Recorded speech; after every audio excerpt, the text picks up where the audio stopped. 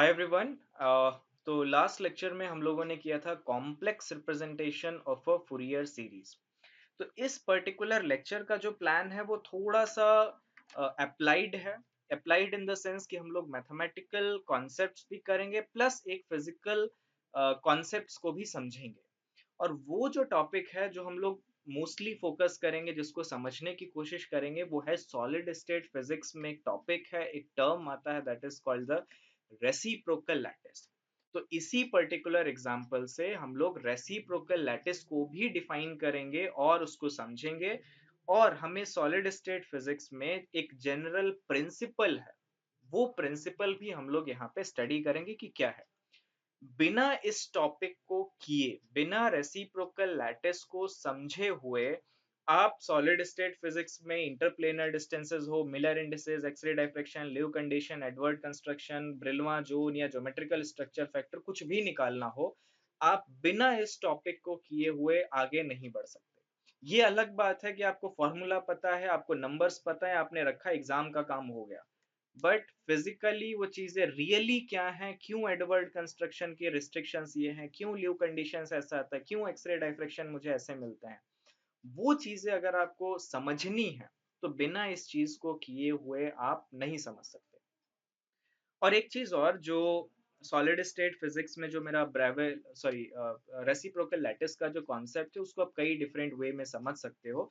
और ये जो मैं आज आपको अभी मैथमेटिकली कराऊंगा that will be one way to understand, उसके अलग इंटरप्रिटेशंस भी हैं। ओके, तो हम लोग स्टार्ट करेंगे डिराक कॉम्ब की प्रॉब्लम से और साथ ही साथ हम लोग इसको रिलेट करते रहेंगे reciprocal lattice and direct lattices से। तो इस पर्टिकुलर एग्जाम्पल के बाद हम लोग एक दूसरा एग्जाम्पल करेंगे जो कि एक क्वेश्चन होगा फॉर्मली, जिसमें हमको कुछ चीजें कैलकुलेट करनी होंगी, जो कि स्पेशली बेस्ड होगा complex representation of a Fourier series के। Okay, so let's get started and welcome everyone to physics अध्ययन। this is lecture number 49 on this mathematical physics series और जो टॉपिक हम लोग कर रहे थे that was Fourier series। Okay, तो फूरियर सीरीज में आज हम लोग एक कॉन्सेप्ट स्टडी करेंगे in solid state physics and plus second हम लोग आज एक एग्जांपल करेंगे। तो ये दो पर्टिकुलर टॉपिक हैं आज के सेशन के लिए। So let's start. तो हम लोग इस टॉपिक को स्टार्ट इस तरीके से करते हैं कि लेट्स से मेरे पास एक अगर हम सॉलिड स्टेट फिजिक्स के में बात करें तो मेरे पास एक लैटिस है और हम लोग मैथमेटिक्स को सिंपल रखने के लिए, कैलकुलेशन को सिंपल रखने के लिए we will work on 1D lattice. तो लेट्स सपोज मेरे पास 1D लैटिस है और ये मेरे पास कुछ वन डायमेंशनल लैटिस पॉइंट्स हैं। Okay, lattice points, let's say कि इनके बीच की जो डिस्टेंस है दैट इज a। तो अब आप इतने ही प्रॉब्लम को देख के क्या कह सकते हो, फूरियर सीरीज से आपको इसको रिलेट करना है। तो फर्स्ट चीज, क्या ये पीरियोडिक है? तो यस इट इज पीरियोडिक, क्योंकि जो यूनिट, जो सेल, जो एटम यहाँ पे है या जो लैटिस पॉइंट मेरा यहाँ पे है, एक पर्टिकुलर पीरियड जिसका है ए, पीरियड मेरा है ए, पर्टिकुलर पीरियड के बाद ये चीजें रिपीट हो रही हैं। तो इट मींस कि अगर हम इसको फंक्शनल फॉर्म में लिखें तो that will be a periodic function. इसको मैथमेटिकली अगर मैं रिलेट करूं तो इसको हम लोग डिराक कॉम्ब से रिलेट कर सकते हैं। डिराक कॉम्ब क्या होता है कि लेट सपोज ये एक वन डायमेंशनल एक्सिस है, लेट सपोज एक्स। तो इसमें मैंने फिक्स्ड पॉइंट्स ले लिया, लेट सपोज 1 2 3 4 5, कुछ ऐसे फिक्स पॉइंट्स लिए हैं इक्वल स्पेसिंग के, लेट सपोज। और फिर हमने 1 2 3 4 5 पे कुछ डेल्टा फंक्शंस जिनकी स्ट्रेंथ इक्वल है हमने यहाँ पे पुट कर दिया इस तरीके से, कुछ डेल्टा फंक्शंस है। तो ये पिक्टोरियली जो हम लोग घर में कॉम यूज करते हैं उसकी तरह होता है, क्योंकि ये डेल्टा फंक्शंस हैं तो this is known as Dirac comb. Okay, आप लोग नेट पे सर्च कर सकते हो, इसके बारे में और ज्यादा चीजें पढ़ सकते हो। यहाँ से आपको ये भी चीजें पता चल गई कि जो डिराक कॉम्ब है इनकी भी स्पेसिंग इक्वल है और ये सारे डेल्टा फंक्शंस हैं equal. Let's say simple, let's make it very simple, सारे जो स्ट्रेंथ्स हैं वो सेम है, स्पेसिंग सेम है, सो this is again a periodic function. ये जो है सेम रिपीट हो रहा है, यहाँ पे सेम रिपीट हो रहा है, उसका जो पीरियड है दैट इज 1। तो इस प्रॉब्लम में और इस प्रॉब्लम में सिमिलैरिटी है, 1 2 3 4 5 6 और ये A 2A 3A 4A 5 है, ये दीज आर पीरियड्स और सर्टेन पीरियड्स पे मेरे पीक्स हैं। अच्छा, डिराक डेल्टा को फिर यहाँ पे कैसे कनेक्ट करोगे? इसको हम लोग कनेक्ट करेंगे लैटिस पॉइंट डेंसिटी से। तो लैटिस पॉइंट डेंसिटी क्या होता है कि किस स्पेस में, अगर हम वन डायमेंशनल बात करें तो वन डायमेंशनल स्पेस में या वन डायमेंशनल लाइन में किन पर्टिकुलर पोजीशंस पे मेरे पास एटम्स हैं। तो अगर हम सिंपली लेट से इसको मैं 0 कह रहा हूं, इसको मैं a, इसको 2a, इसको 3a, इसको 4a and so on and so forth, let say infinite dimensional lattice है, तो ये माइनस से भी चलेगा टेल प्लस इंफिनिटी तक जाएगा। तो जो लैटिस पॉइंट डेंसिटी है, इसको आप लेट्स डेंसिटी को लेट सपोज हम रो r से लिख रहे हैं, तो ये क्या हो जाएगा, डेल्टा फंक्शन से हम लोग इसको लिख सकते हैं x माइनस एन ए, इस तरीके से लिख सकते हैं x minus A N A, और इसको हम सम कर दें अगर n is equal to minus infinity से इंफिनिटी, तो ये क्या बनेगा, ये क्या बनेगा, delta of x minus one, ये प्लस इधर भी होंगे, plus delta of x plus delta of x plus one and so on and so forth, इस तरीके से। तो it means x is equal to 0 पे एक एटम है, x is equal to minus one पे एक एटम है, x is equal to minus two पे एक एटम प्लेस्ड है, x is equal to one पे एक एटम प्लेस्ड है। तो ये जो एटम्स की पोजीशन थी उनको मैंने एक मैथमेटिकल फॉर्म में यहाँ पे लिख लिया, दैट्स इट। और यही मैथमेटिकल फॉर्म इस डिराक कॉम का भी है। ये क्या कह रहा है कि x is equal to one, तो लेट सपोज इसके लिए क्या लिखोगे, delta of x minus N. तो बस आप a को, वो तो एक नॉर्मलाइजिंग फैक्टर है, उससे कोई ज्यादा फर्क नहीं पड़ेगा। सो इसी फंक्शन से आप इस डिराक कॉम को भी रिप्रेजेंट कर सकते हो, provided a is equal to one for this case, okay, but a is not equal to one for this case. ये तो जस्ट एक डिफरेंट मैथमेटिकल नोटेशंस है, बट मैथमेटिकल एक्सप्रेशंस जो हैं वो डेल्टा फंक्शन से ही रिप्रेजेंट करेंगे। ओके, आप आई होप कि यहाँ तक चीजें समझ में आ गई होंगी कि कैसे मैंने लैटिस पॉइंट्स को डेल्टा फंक्शंस के फॉर्म में लिखा फर्स्ट, और डिराक कॉम से कैसे मैंने इसको रिलेट किया सेकेंड। तो ये दो चीजें आपको समझ में आ गई हो। Now let's move forward. Okay, तो ये जो डेल्टा फंक्शन है, ये हमें एक प्रॉपर्टी और इसकी पता चल गई कि this is a periodic function, और इसकी पीरियोडिसिटी कितनी होगी, a। So this is a periodic function with periodicity a। ठीक है, और मैथमेटिकली हम लोग करेंगे और we will see some important concepts. तो पीरियड फंक्शन है, तो let me define a period function in this range. तो आप कैसे भी डिफाइन कर सकते हो, it's up to you, but let me define in this way कि let's suppose white color this, let's suppose this is my position minus a। तो हम लोगों ने एक ये पीरियड लेट से हमने डिफाइन कर दिया, ये कि माइनस ए बाई टू से ए बाई टू में ये जो एक फंक्शन है दैट इज डिफाइंड, एक फंक्शन एफ एक्स है that is delta of x, और ये डिफाइंड है when x is in between minus A by two से प्लस ए बाई टू, इसके बीच में है, तो यहाँ पे एक एटम है और ये पीरियोडिक फंक्शन है। तो इट मीन्स कि नेक्स्ट जो इंटरवल होगा a बाई टू से थ्री, सॉरी यहाँ से a बाई टू से 3a/2, उनके मिड में भी एक एटम होगा and so on and so fourth. तो इसको आप एक्सप्रेस कर सकते हो। तो इसका जो पीरियड हो गया वो मेरे पास कितना आ गया, b माइनस ए, मेरे पास b कितना है a/2 माइनस a कितना है माइनस a/2, तो पीरियड मेरा कितना आ गया a। तो ये चीजें मैंने कैलकुलेट कर ली, पीरियड भी मुझे पता चल गया, मैथमेटिकल फंक्शन भी हमने डिफाइन कर लिया।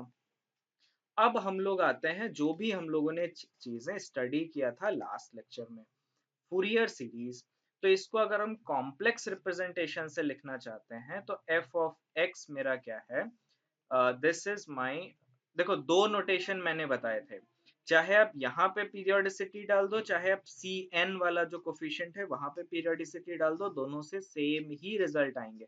सो let me choose this way, one by B minus A, B minus A summation over n is equal to minus infinity to infinity e raised to power 2 pi I n x divided by period b minus a, b minus a कितना है मेरा यहाँ पे a है, okay. तो ये मेरा expression आ गया, और यहां से मुझे पता है जो मेरा सी एन आ जाएगा वो अब कितना आ जाएगा, इंटीग्रल ऑफ -a/2 से +a/2 f of x e raise to power -2πi(n)x divided by a। तो ये सी एन हम लोग कैलकुलेट कर लेते हैं।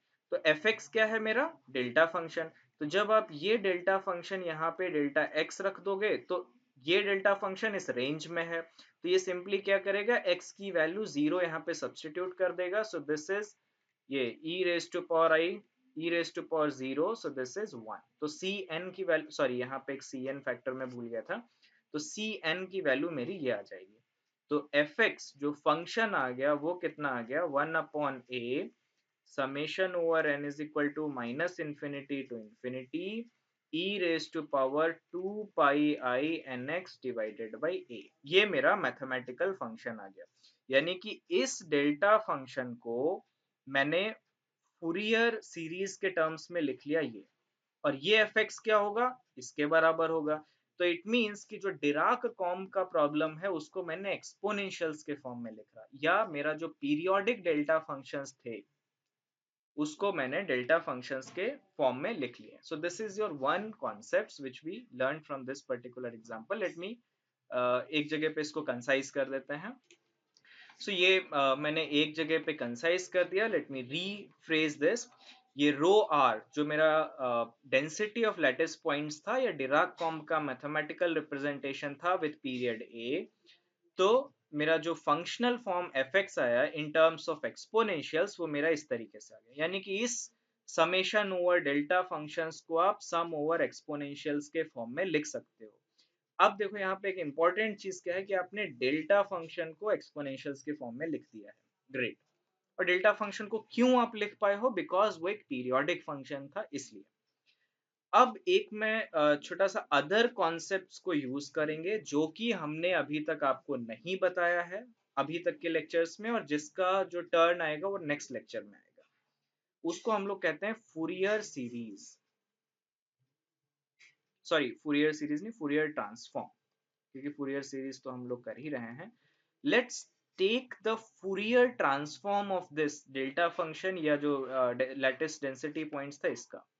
तो फूरियर ट्रांसफॉर्म आई होप कि आप लोगों को थोड़ा बहुत तो आइडिया होगा। So I am using, I expect कि थोड़ा बहुत आइडिया होगा।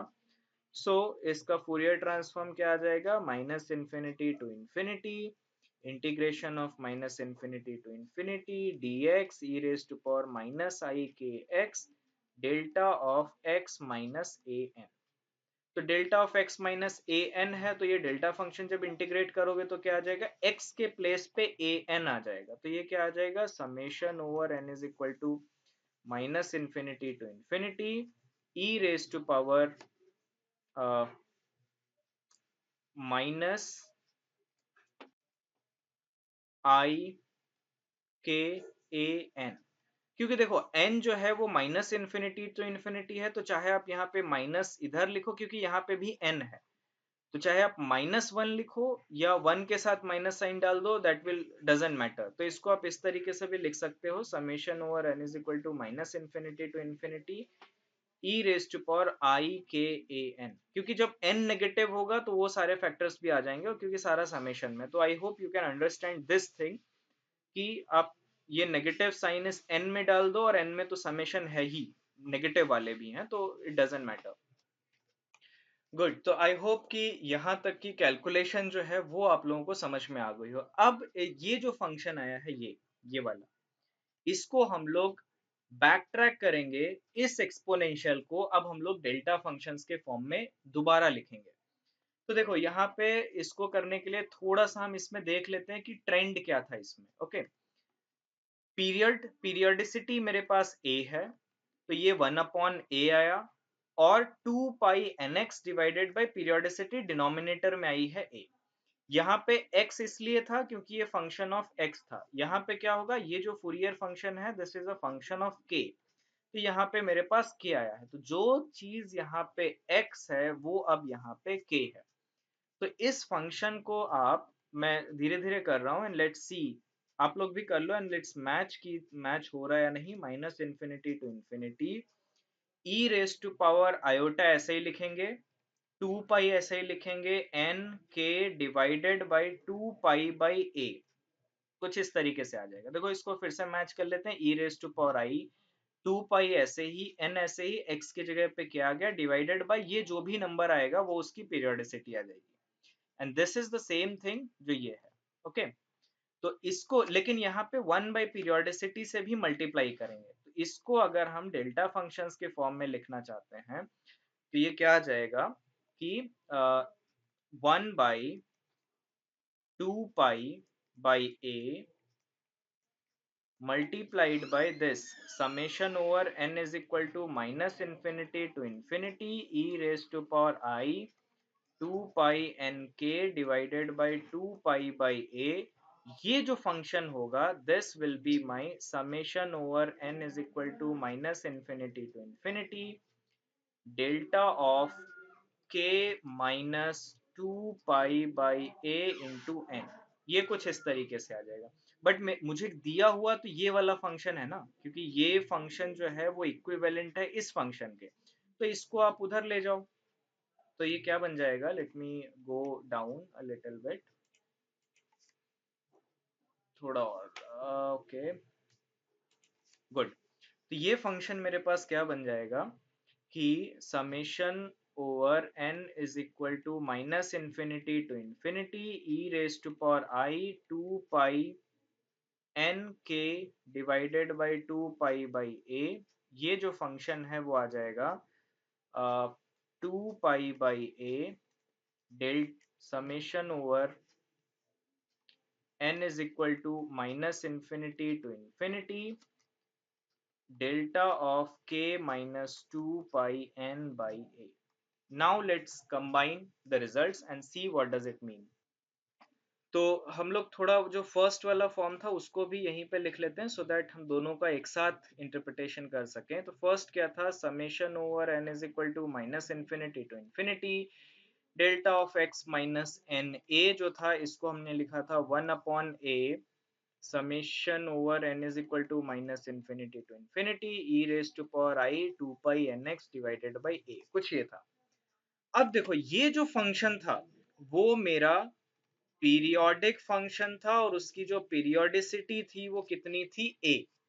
इसका जो फूरियर ट्रांसफॉर्म है, उसका जो मैंने फूरियर स्पेस में गया, मैंने उसका फूरियर ट्रांसफॉर्म लिया, यानी कि k स्पेस में जब हम लोग आए, ये भी सेम बिहेवियर है। इसको भी आप इसका भी डेल्टा फंक्शन है और इसको तुम डेल्टा फंक्शंस को एक्सपोनेंशियल के फॉर्म में लिख सकते हो। इट मींस कि ये भी एक पीरियोडिक फंक्शन है and this is important, this is also a periodic function, but इसका जो पीरियड है वो चेंज हो गया है।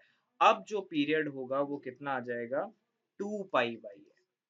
तो रियल, इसको हम लोग कहते हैं रियल स्पेस, या अगर आप मैथमेटिक को छोड़ के अगर आप सॉलिड स्टेट फिजिक्स में आ जाते हो, कंडेंस मैटर फिजिक्स में आ जाते हो, तो इसको हम लोग कहते हैं डायरेक्ट लैटिस। अगर मेरे पास एक डायरेक्ट लैटिस है जो कि पीरियोडिक है विद सम पीरियोडिसिटी a, तो उसका जो फूरियर स्पेस है, इसको आप चाहे फूरियर स्पेस कह लो, चाहे आप के स्पेस कह लो, या इसी को हम लोग कहते हैं सॉलिड स्टेट फिजिक्स की लैंग्वेज में this is known as reciprocal lattice, reciprocal lattice, या इसको रेसिप्रोकल स्पेस भी कई जगह पे कहते हो। रेसिप्रोकल लैटिस या रेसिप्रोकल स्पेस, कई सारे नाम है, फूरियर स्पेस भी कहते हो, के स्पेस भी कहते हो।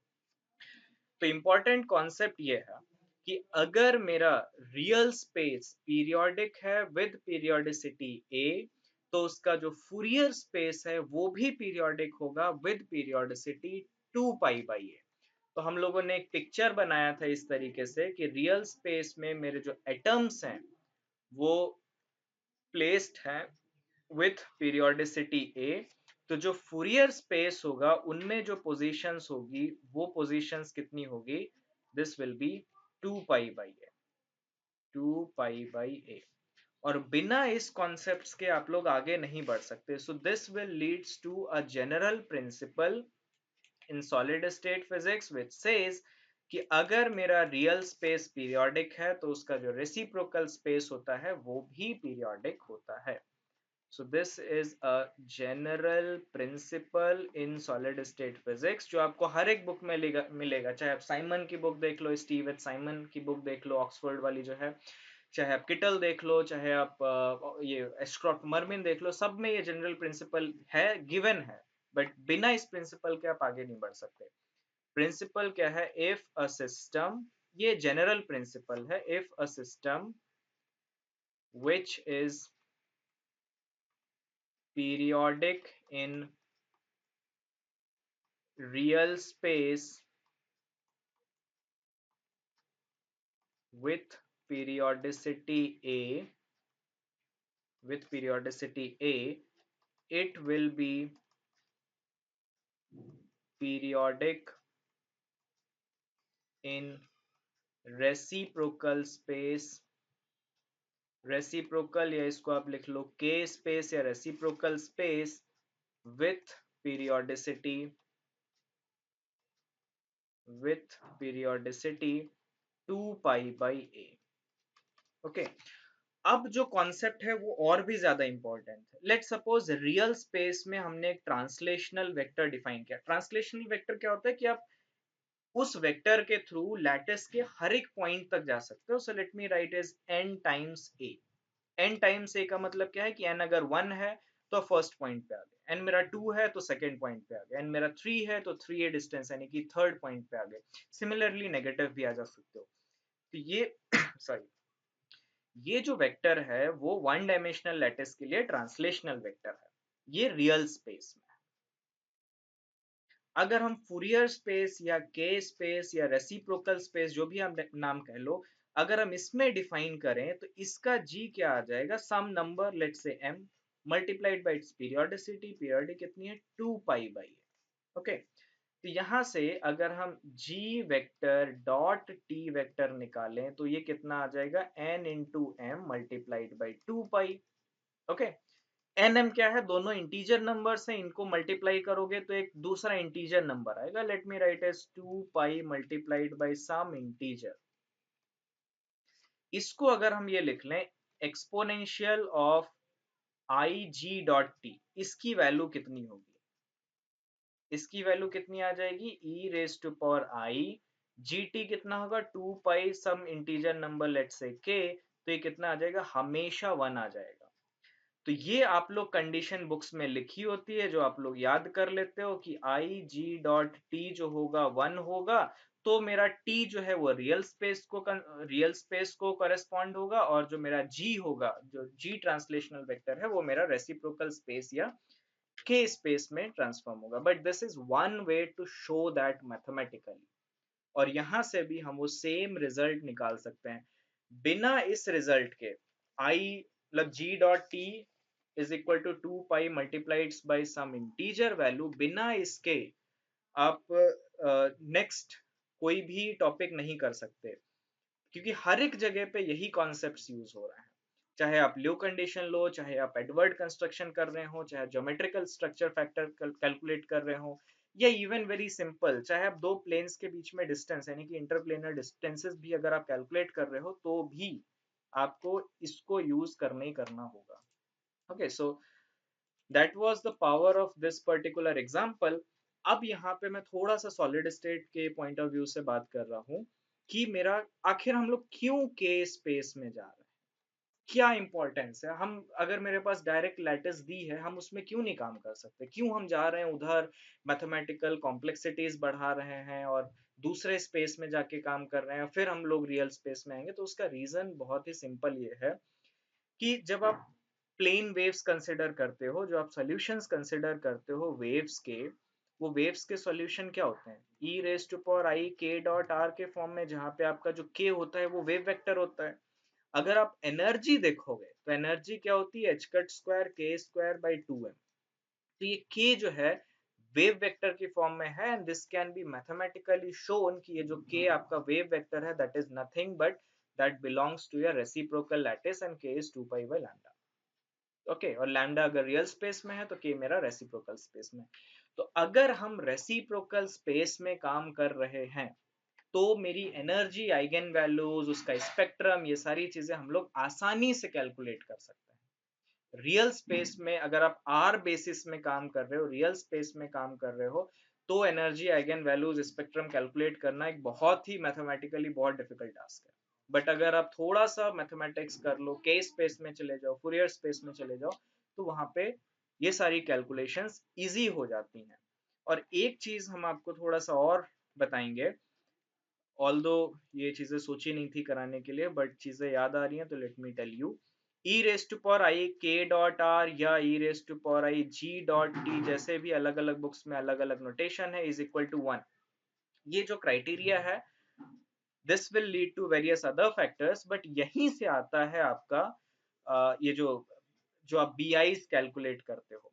तो देखो, इसको टी जो मेरा था वो क्या था, एन ए, ओके। जो मेरा g था वो मेरा क्या था, m into two pi by A. तो let me write this two pi by A B. तो इसको हम लिख लेते हैं एन ए, इसको हम लिख लेते हैं n इंटू बी। ये तो वन डायमेंशनल की केस हो गई। थ्री डायमेंशनल के केस में क्या आ जाएगा, n1 a1 plus n2 a2 plus n3 a3। तो g मेरा क्या आ जाएगा थ्री डायमेंशनल के केस में, m1 b1 plus m2 b2 plus m3 b3। इस तरीके से ट्रांसलेशनल और रियल स्पेस और फूरियर स्पेस में ट्रांसलेशनल वेक्टर इस तरीके से आ जाएंगे।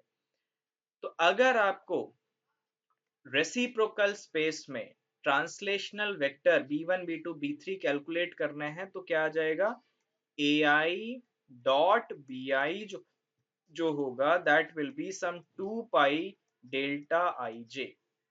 इट मीन्स जब आप ए आई बी आई का मल्टीप्लाई करोगे so you will get 2 pi, जब आप ए टू बी टू का, sorry a one b one का करोगे so you will get 2 pi. यानी कि ए वन बी वन जो है this is equal to a two b two, this is equal to A three b three, and this is equal to your 2 pi. ये सारी conditions आप लोग यहाँ से कैलकुलेट कर सकते हो। But a one b two कितना होगा, zero. A two b three कितना होगा, ये यानी कि जितने भी क्रॉस टर्म्स होंगे वो सारे जीरो होंगे।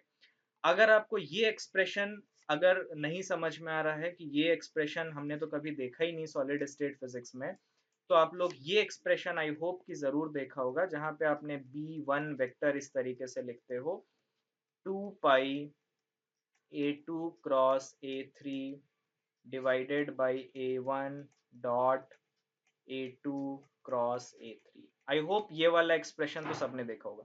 This expression is nothing but one particular form of this. अगर आप A one dot B one देखोगे so this is one, otherwise is zero.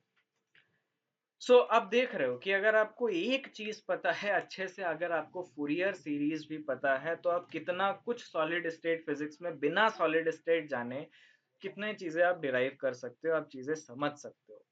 So it's just one thing कि आपको डिफरेंट चीजों को कनेक्ट करना आना चाहिए। यू शुड नो कि कौन सी मैथमेटिक्स कहाँ पे काम आ रही है, कहाँ पे यूजफुल है, कैसे उन दोनों में रिलेशन क्या है। And that is precisely what you do in research. Research में आप लोग क्या करते हो कि आप पढ़ते हो, समझते हो, डिफरेंट चीजें जानते हो, और फिर आप दोनों को कनेक्ट करने की कोशिश करते हो कि how this is related with that, how this is related with that. So ठीक है, अभी इस पर्टिकुलर लेक्चर में हम लोग तो रिसर्च नहीं कर रहे हैं, but I guess this is enough for this particular example. Okay, so I guess इतना इनफ है इस पर्टिकुलर फूरियर सीरीज में सॉलिड स्टेट पढ़ाने का। So now let me go to a question, और उस क्वेश्चन में हम लोग कुछ ऑप्शंस हैं, उन ऑप्शंस को सॉल्व करेंगे। So let's first look at this question. तो सबसे पहले क्वेश्चन को रीड कर लेते हैं। क्वेश्चन क्या है, consider a periodic function f of t with time period t as shown in a figure below। ये कुछ mathematical function draw है। The spikes are located at t is equal to some relation is given, n की value दिए हैं, r Dirac delta function of strength plus minus 1। कई लोग हमसे पूछ रहे, मतलब जब डिराक डेल्टा फंक्शन हम लोगों ने वेक्टर कैलकुलस में किया, तो कई लोग पूछे, कमेंट्स में लिखे कि ये टॉपिक तो सिलेबस में है ही नहीं, इसको तो नहीं करना चाहिए, आप ज्यादा पढ़ा रहे हो, आपको नहीं पढ़ाना चाहिए, आपको जो टॉपिक सिलेबस में मेंशन्ड है वही चीजें पढ़ाओ। बट मैं उनसे भी एक चीज कहना चाहूंगा, ऐसे तो सिलेबस में बस लिखा है न्यूटन्स लॉज ऑफ मोशन, तो न्यूटन्स लॉज ऑफ मोशन में क्या आप फ्रिक्शन नहीं करोगे, क्या आप सर्कुलर मोशन नहीं करोगे? ये सेम क्वेश्चन उधर भी आया था कि क्या प्रोजेक्टाइल मोशन सिलेबस में है? जब न्यूटन्स लॉज ऑफ मोशन लिख दिया तो इट मीन्स एवरीथिंग है उसमें, आप सब कुछ पढ़ोगे, कहीं से भी वो क्वेश्चन पूछ सकते हैं, आप क्लेम नहीं कर सकते। सेम चीजें यहाँ पे भी हैं। अगर आपको डिराक डेल्टा फंक्शंस पे ये फूरियर सीरीज में क्वेश्चन आ गए, आपको उसकी चीजें नहीं पता है, तो आप कैसे सॉल्व करोगे? आप ये तो एग्जाम में तो नहीं चिल्लाने लग जाओगे कि ये तो डिराक डेल्टा फंक्शन तो एग्जाम सिलेबस में मेंशन ही नहीं था एक्सप्लिसिटली, तो आपने कैसे पूछ लिया? तो ये कुछ नहीं होता है। अगर उन्होंने सिलेबस में लिखा है वेक्टर कैलकुलस, तो it means gradient divergence curl उन्होंने लिख दिया, तो इट मींस ये चीजें हैं वहां पे। ठीक है। और हमने आपको शो भी किया था कि कैसे वो डाइवर्जेंस जो है आप डेल्टा फंक्शन से रिलेट कर सकते हो, स्पेशली इलेक्ट्रिक फील्ड के केस में। So everything is related to each other, तो आप ये नहीं कह सकते कि ये चीजें हैं ये चीजें नहीं है, आपको पढ़ना सारी चीजें हैं। ओके, तो चलो इस क्वेश्चन पे आते हैं। डिराक डेल्टा की जो स्ट्रेंथ है दैट इज +-1। अब इसको समझने की कोशिश करते हैं। लोकेशंस हमें दी हुई हैं, तो लोकेशंस कहाँ पे हैं? Half, 2n-1। तो let's say n is equal to 0। 0 कितना देगा? -½ तो -½ आई गेस ये वाली पोजीशन होगी।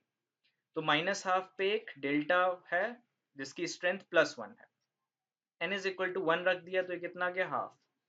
तो हाफ पे एक डेल्टा है जिसकी स्ट्रेंथ -1 है। तो माइनस प्लस स्ट्रेंथ के डेल्टा फंक्शंस हैं। तो ओवरऑल ये जो फंक्शन है that is antisymmetric about this origin, यानी कि ये क्वाड्रेंट और ये वाला क्वाड्रेंट अपोजिट है।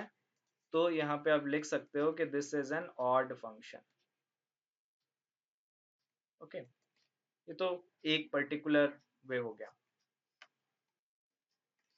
बट इसमें हमें सॉल्व क्या करना है? Find the amplitude a n in the Fourier series expansion this. अब देखो फॉर्म आपको दिया है कि एफ एक्स को आपको ये वाला फॉर्म यूज करना है। अब आप कैलकुलेट करो कि मेरा ए एन कितना आएगा। तो ये चीजें हमने आपको कराई थी कि दो फॉर्म आप किसी भी मैथमेटिकल चूज कर सकते हो। तो यहाँ पे okay, let's me go back to the figure. सबसे पहले तो इसमें पीरियोडिक फंक्शन आपको ढूंढना है। तो पीरियोडिक फंक्शन अगर चाहे देखो, चाहे आप ये पीरियड कंसिडर कर लो, चाहे ये पीरियड कंसिडर कर लो, चाहे ये, कोई भी आंसर चेंज नहीं होगा। तो let me choose this particular period जिससे मैथमेटिक्स थोड़ा इजी हो जाए। यानी कि मैं पीरियड चूज कर रहा हूँ -1 से 1 के बीच में। ये जो फंक्शन है, ये जो -1 से 1 के बीच वाला जो फंक्शन है, इसी फंक्शन की कॉपी यहाँ पे है, इसी फंक्शन की कॉपी यहाँ पे है। तो इट मीन्स कि this is my a periodic function. तो इस फंक्शन में अगर मैं डेल्टा फंक्शन के फॉर्म में लिखूं तो ये कितना आ जाएगा?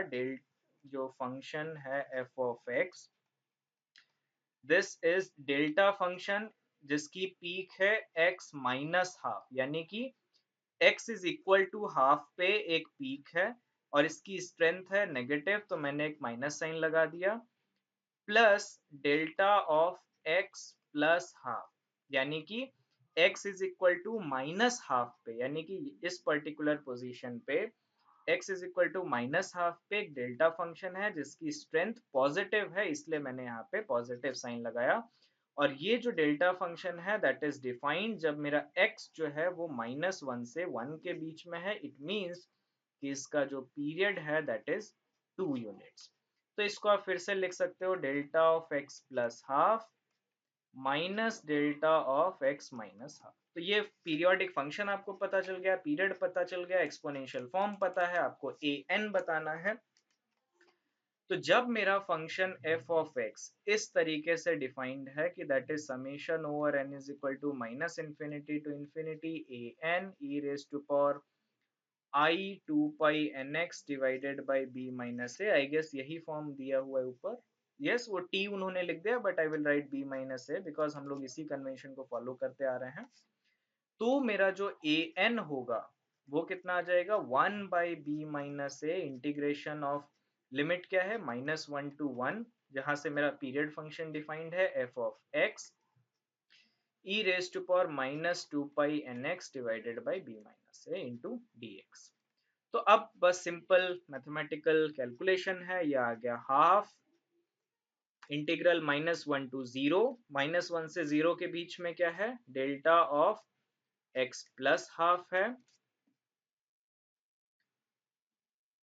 e raised to power minus 2 pi I nx divided by b minus a, या यहाँ b माइनस h की जगह पे हम लोग 2 लिख देते हैं, प्लस 0 से 1 के बीच में एक डेल्टा फंक्शन है जिसकी स्ट्रेंथ नेगेटिव है, तो minus delta of x minus half e raise to power minus 2 pi i n x divided by 2, और ये इंटू डी एक्स दोनों में, तो ये क्या आ जाएगा, हाफ डेल्टा फंक्शन है तो x is equal to minus half, यहाँ पे आप रिप्लेस कर दो तो 2 कैंसिल हो जाएगा, तो ये क्या बचेगा, e raise to power 2 pi sorry e raise to power